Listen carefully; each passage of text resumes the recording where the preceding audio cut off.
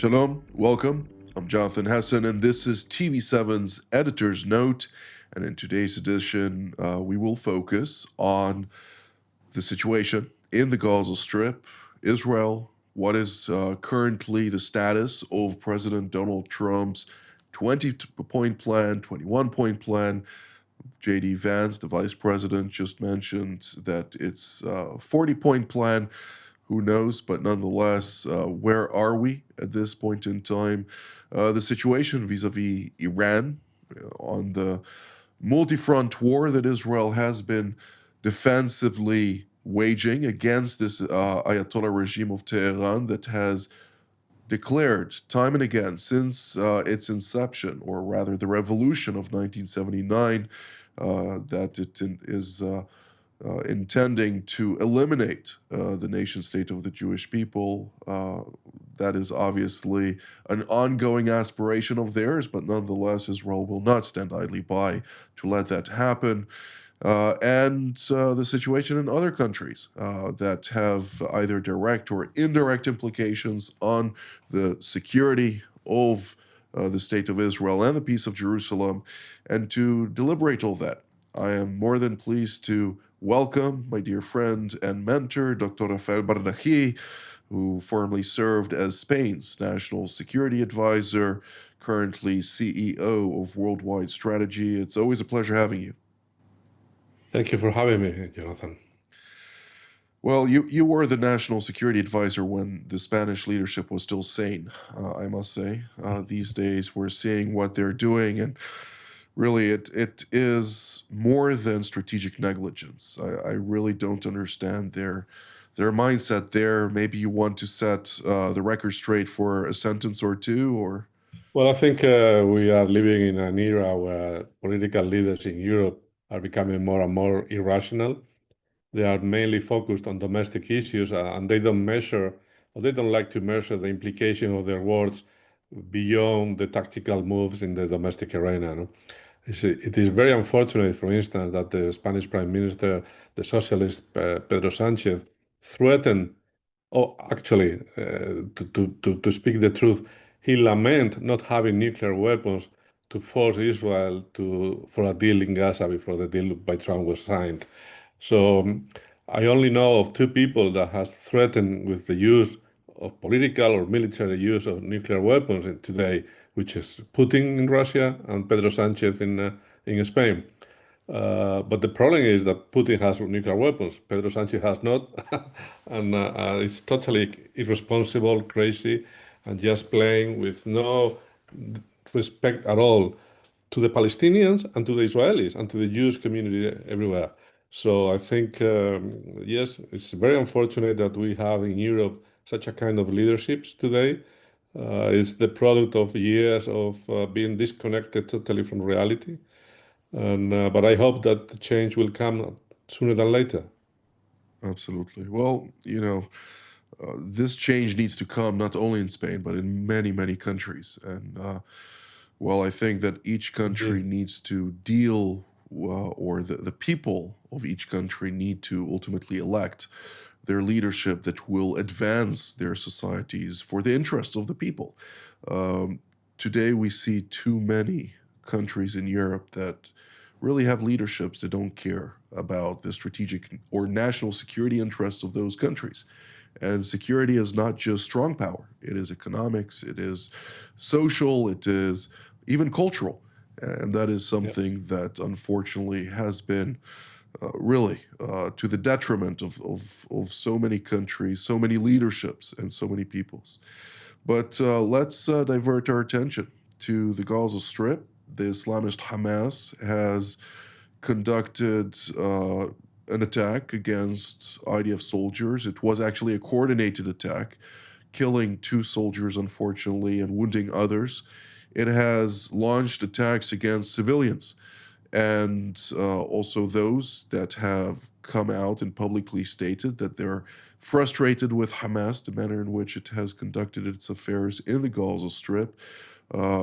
Just over the course of the past week, from a recorded, corroborated data point, more than 100 civilians were murdered by Hamas.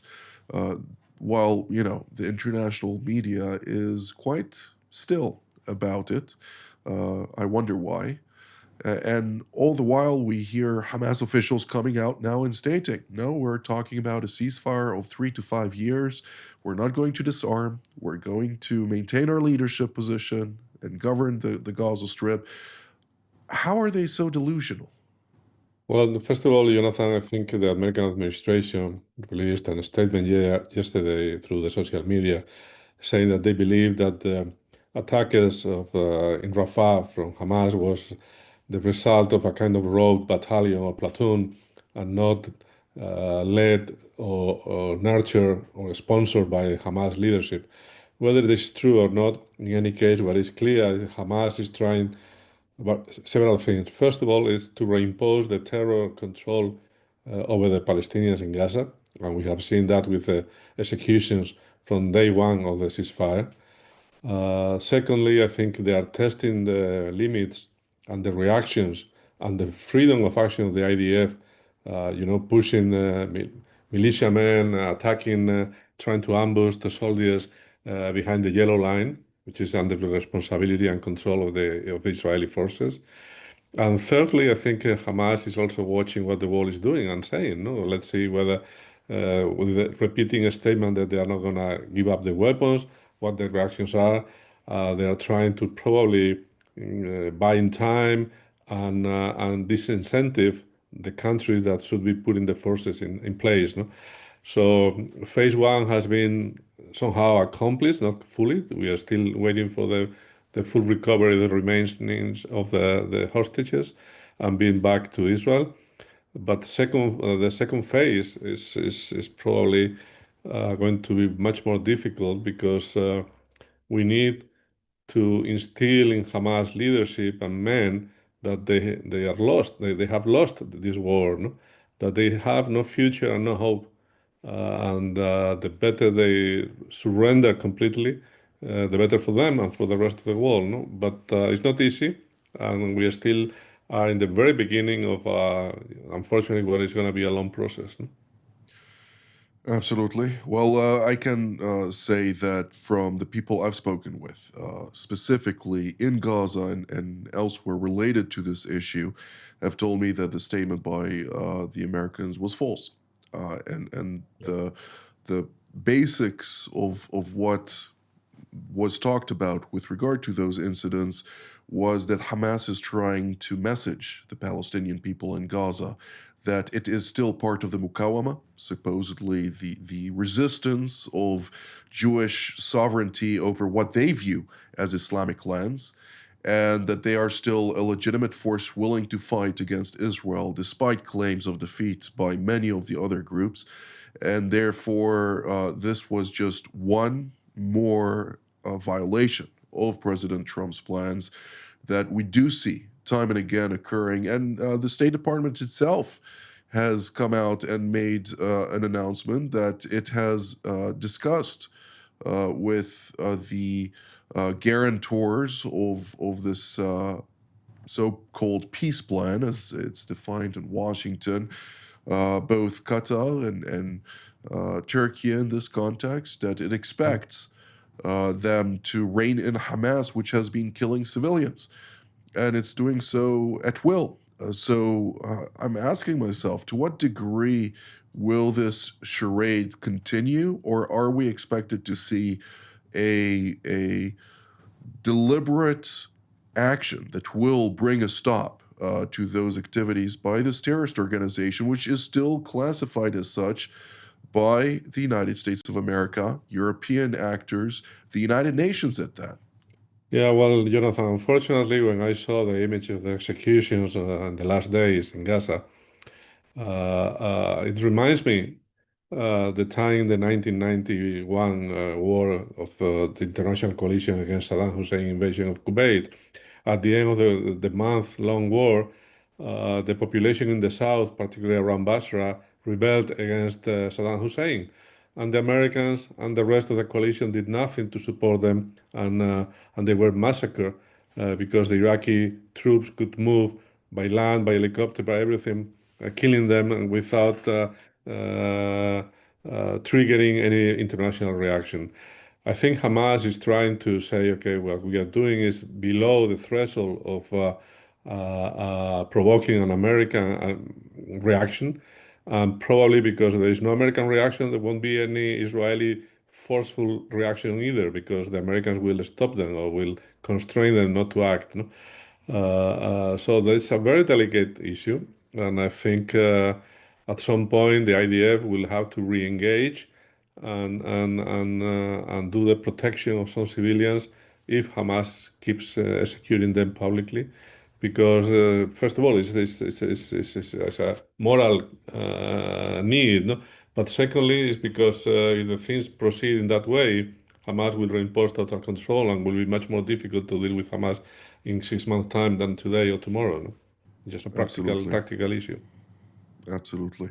Well, when we look at broader regional issues, one of the things that comes to mind is what happened in July in Syria. The deliberate attacks by the jihadists in Damascus, going after the Druze and Christians in Sweda Governorate. At this point in time, we are talking about 2006 civilians who were murdered by this jihadist regime. And the regime continues to blockade, to besiege the area. They are trickling in some humanitarian aid that is paid for by the Druze and Christian diaspora and donors from all over the world, hoping to see them survive the looming winter. But Damascus is utilizing that humanitarian aid as a tool of warfare.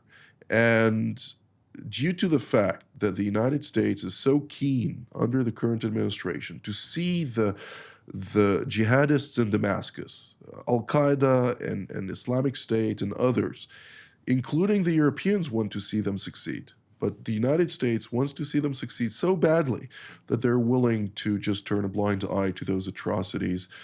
Of course, not everybody in the administration is that way, and there are people who are trying to raise this issue with the president and highlight to him the issues related to this.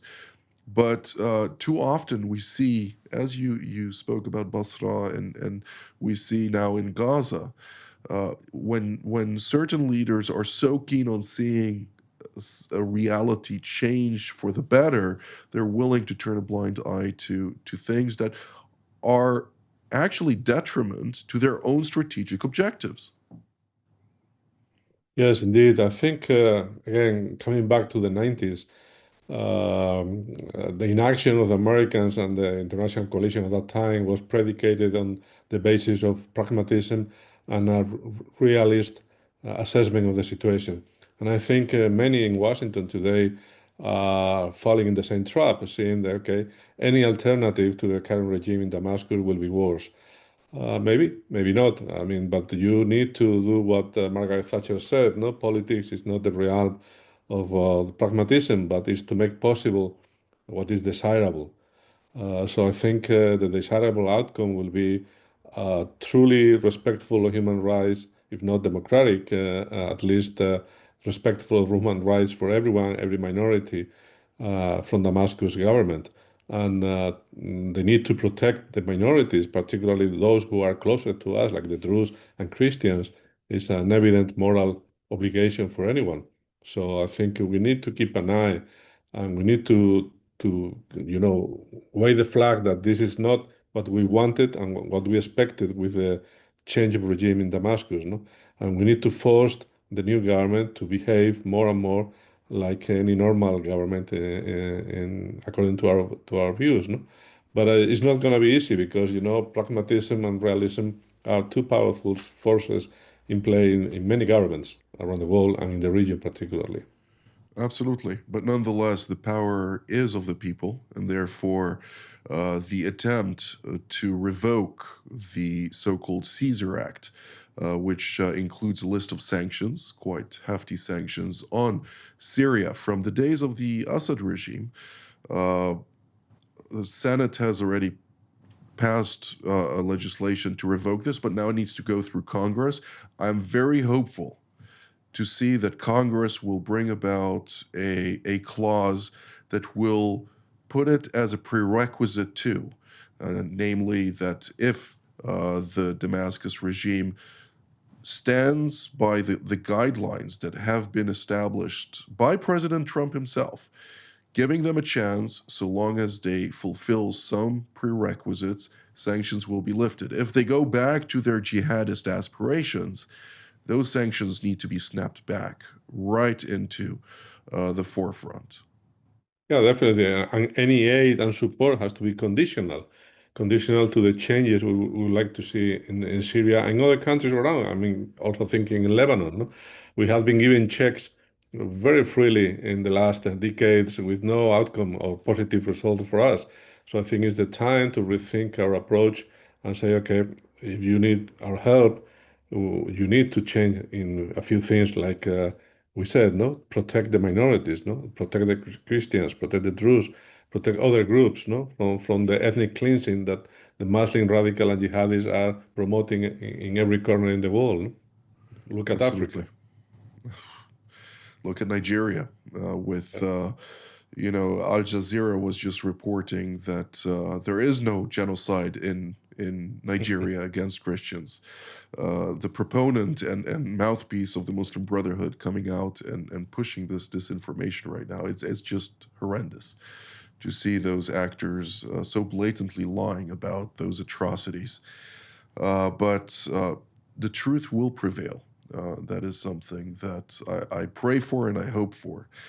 Now, over the weekend, we saw a letter being sent by China, Russia, and the Islamic Republic of Iran claiming that UN Security Council Resolution 2231 is null and void since it has been in breach for quite some time.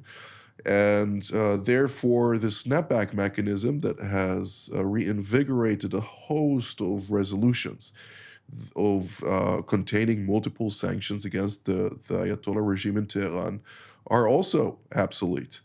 Now, I have not seen an immediate American response to this or a European at that. But nonetheless, obviously, this cannot stand, and the matter of enforcement needs to be doubled down by the United States and its allies and partners around the world to hold those accountable that are going to facilitate an Iranian breakout to nuclear weapons and aspirations. Dr. Bardaji, this is one of your many expertise. Give us a little bit of an understanding. What are the complexities attached to this? Well, I think this is just another evidence and proof of this emerging alliance of rogue states, no, that they are not satisfied with the current direction of the world order, no? Particularly since President Trump is back into the White House. But I couldn't say. I mean, that is irrelevant. But in reality and in the ground, they can say, okay, the SNAP sanctions are not legal, but the Europeans have reintroduced and they have committed to reintroduce them. No, so there is no way they can blackmail or threaten the European countries not to reimpose the sanctions on Iran.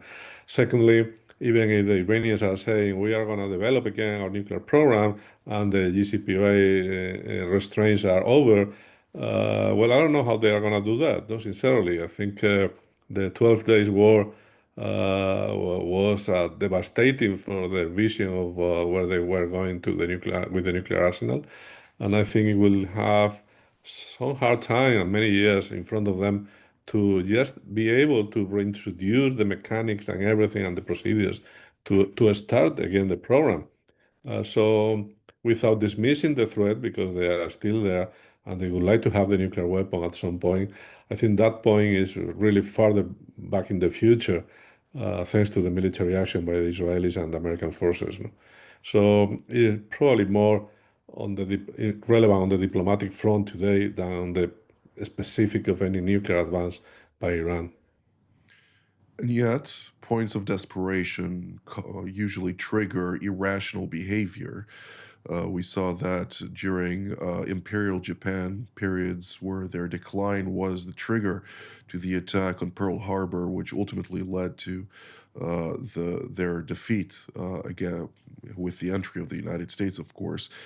Beyond that, we can see that much of the proxies, despite being heavily beaten by the armed forces of the State of Israel, we do need to take into account that the moment the ceasefire entered on November 27th in Lebanon vis-a-vis Hezbollah, the moment the conflict, the 12-day wars you referred to, Operation Rising Lion, came to a close in June, uh, and the moment the ceasefire ended came into effect in Gaza, all those theaters started in an arms race to rehabilitate themselves and prepare themselves for the next cycle of violence. So, are we to take out of that that the war is not indeed over? No, certainly not. It's not over. The rivalry is there. The strategic capabilities are not there yet. But obviously, Iran would like to first reestablish the production capability for the ballistic missiles. Their strategy was very clear to saturate all the defensive system of Israel and cause unlimited damage to the society, to the Israeli society and infrastructures. They didn't achieve that but because the Israeli government acted before they were able to launch such a saturation attack. No? Uh, Now they have limited ability to assemble the factories, but yes, you have to have a close eye on what they're doing and be prepared to act again if there is clear evidence that they are moving in that direction. No? So yes, no, the war has not concluded yet. No, as far as they have the ambitions, there will be a problem at some point in the future. But it is true as well that the West and Israel are now in a much better position to deal with Iran than we thought a year or 2 years ago, no? Thanks to the Rising Lion operation and the contribution of the Americans at the end of the war. No? So I think we don't need to become defeatist. I think we have the upper hand in that way, and if we keep an eye vigilant on what they're doing, and we also strengthen ourselves with new defensive systems, I think we can thwart any nuclear ambition or any ballistic missile ambition from Iran. Sincerely, I'm positive on that. Absolutely. And I think it's important to highlight, to infuse more optimism into what you just mentioned. From the moment those conflicts came to a standstill officially within the context of a cessation of hostilities agreed upon by the various parties, uh, Israel has also not stood idly by in preparing itself, nor has the United States at that. There is constant also information sharing, preparations, many tools, Chinese tools, Russian tools, and other tools were utilized by the Iranians in this conflict that are being very closely studied by the Americans, by the Europeans, of course. And this is an ongoing cycle, from time immemorial. Unfortunately, this has Yeah. been the case in the world. No, my fear, Jonathan, sincerely, is that Western governments has a very limited attention span, no? And they focus exclusively in one single issue at a time. So now we see that Ukraine is back to the forefront of the news. Maybe the Americans will re-engage in any talk with conversation or negotiation with the Kremlin and Putin. So they will take the energy and attention to that. There's also Venezuela as an emerging issue for the American administration. And my fear, as I said, is for how long they can keep insisting in one single item, no? And particularly since all the things we are seeing in the Middle East are not solved conclusively, no? They are still in a kind of freezing situation, but can go in any direction, good or bad, overnight. Absolutely. Well, I couldn't agree more. And it always amazes me, Rafael, that when we're talking about governments in the West not being able to have more than one issue at a time to deal with, where does all that money they're spending on go? Really, I don't get that. They spend so much money on so many projects and so many things, and yet they cannot have that attention span broadened to more than one strategic issue at a time. It's just unfathomable. But we are drawing near to the end of the program, and I'll leave you with a challenging question. You have roughly a minute and a half to answer this. But during the 12-day war, Turkish President Recep Tayyip Erdogan came out and stated that he had instructed Turkey's defense industries to start preparing to so-called establish an oversaturation capability of ballistic missiles and other type of munitions, similar to what the Iranians were supposedly having. They have started now to conduct testing in collaboration with the Somalian government and have announced of a couple of projects there. What are we to take out of that? Well, I think it's one of the lessons from the war is that, missiles, ballistic missiles particularly, are very effective in any battlefield. So unless you have a very well-established mix of defensive protection systems and offensive capabilities, you will be vulnerable to ballistic missile attacks by any rate. I mean, if you are able to launch 1,000 and only 10% penetrate the defense, it stays 100. 100 with precision guided warheads and can do a lot of damage. So yes, what I think we are seeing is it's an arms race in more than in drones and cruise missiles, in ballistic mid long range ballistic missiles in the near future. Something has to be taken into consideration. Absolutely. And of course, Israel has its multi layered system, surface to air capabilities from the Arrow to the Iron Sling or David Sling to the Iron Dome, now the Iron Beam and other Yeah. electronic systems. Uh, Countries in Europe don't have that. And to have a country next door, despite being part of NATO, is a big question mark to be had. But unfortunately, this is the time that we have for today, and we will have to revert to those issues since this is obviously pressing and important for all of us to consider and deliberate. Dr. Rafael Bardaji, thank you as ever for your very valuable contributions to today's discussion. My pleasure. Thank you for having me again. Thank you, Rafael, and I'd like to thank all of you at home as well. Until our next edition, from here in Jerusalem, Shalom.